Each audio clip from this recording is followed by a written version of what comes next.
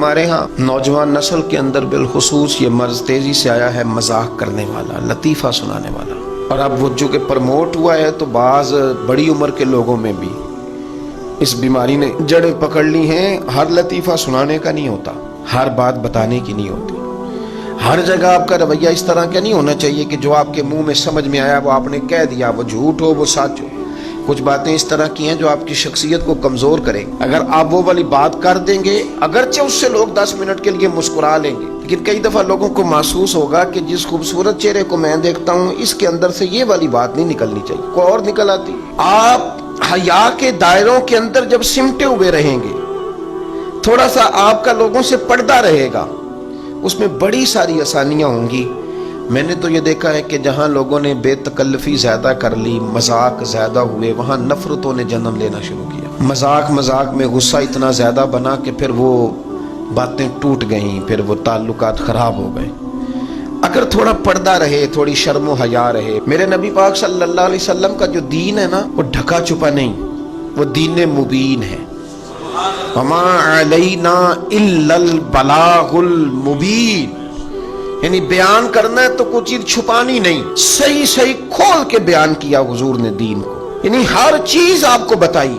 دین نے آپ کو رشتہ پسند کرنے کا طریقہ بھی بتایا، اور نکاح کس طرح ہونا ہے وہ بھی بتایا، اور ولیمہ سنت ہے یہ بھی بتایا، اور میاں بیوی کے جو حقوق ہیں اور ان کی خلوت کے جو معاملات ہیں وہاں تک رہنمائی کی۔ یعنی ایک چیز اتنی کھول کے بتائی گئی، لیکن اس پر حد بندی کا یہ حال ہے کہ سیدہ عائشہ صدیقہ رضی اللہ تعالیٰ عنہ فرماتی ہیں کہ عرب کی کنواری لڑکیاں بڑی حیا والی ہوتی تھیں، عرب کی کنواری پردہ نشین لڑکیاں بڑی حیا والی ہوتی تھیں، بڑی مشکل سے ان سے کوئی بندہ بات نکلواتا تھا۔ باقی لوگ کہا کرتے تھے کہ تو عرب کی کنواری لڑکیوں کی طرح شرمیلا ہو گیا ہے، لیکن سیدہ عائشہ فرماتی ہیں مدینے والے محبوب کو میں نے دیکھا، اور یہ گواہی کون دے رہی ہے؟ بیوی، یعنی جو زوجہ ہوتی ہے اس کے ساتھ انسان بہت ساری جگہوں پہ بے تکلف ہوتا ہے، وہ ایک دوسرے کا لباس ہے، لیکن سیدہ پاک فرماتی ہیں کہ میں نے نبی پاک کو عرب کی پردہ نشین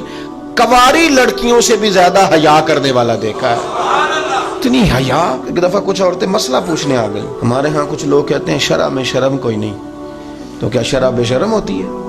یہ کیا بات کی آپ لفظوں کے حدود کو اور لفظوں کو پردہ ڈال کے بھی بہت ساری باتیں آپ پوچھ سکتے ہیں۔ اور اب تو مجھے بڑی تکلیف ہے یہ بات کرتے ہوئے، کچھ لوگ مفتی ہونے کا دعویٰ کرتے ہیں لیکن ممبروں پہ بیٹھ کے سستی شہرت کے لیے اور لوگوں کو بتاتے ہیں جب میں نے دوسری شادی کی تو یہ ہوا، جب میں نے تیسری شادی کی تو یہ ہوا۔ اور حرم میں بیٹھ کر کچھ لوگ یہ کہانیاں سنا رہے ہوتے ہیں کہ پیسے ہوں تو پھر جتنی مرضی شادیاں کرو۔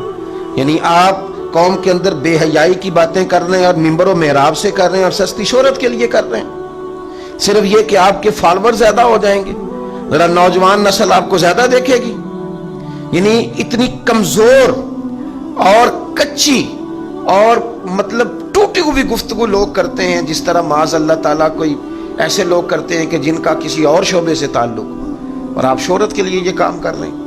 یہ نوجوان سنتے ہیں جی، کہتے ہیں مولوی بڑا شغل کرتا ہے، یہ شغل کی جگہ ہے۔ رسول کریم صلی اللہ علیہ وسلم کی بارگاہ میں کچھ عورتیں مسئلہ پوچھنے آئی، نبی پاک کی ذمہ لگایا میرے رب کریم نے، حضور نے کھول کے دین بتانا ہے۔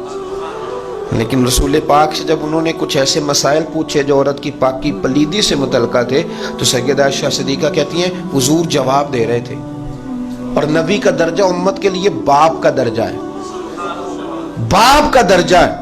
وہ باپ سے بیٹی سوال پوچھ رہی ہے اور حضور جب جواب دے رہے ہیں اس خاتون کو، اور حضور نے ہی تو بتانا ہے اور ذمہ بھی ہے۔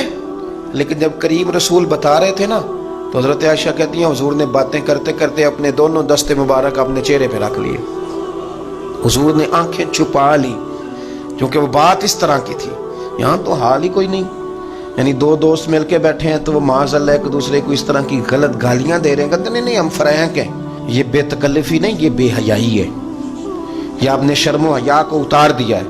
یعنی کھول کر دین جس رسول نے بیان کیا، کھلا دین بیان کیا، لیکن اس مبین دین کے اندر بھی میرے نبی پاک نے شرم و حیا کے کٹورے میں رکھ کے اپنی امت کو وہ برکھا عطا فرمائی۔ حضور نے وہ رحمت کی بارش شرم و حیا میں لپیٹ کی اپنی امت کو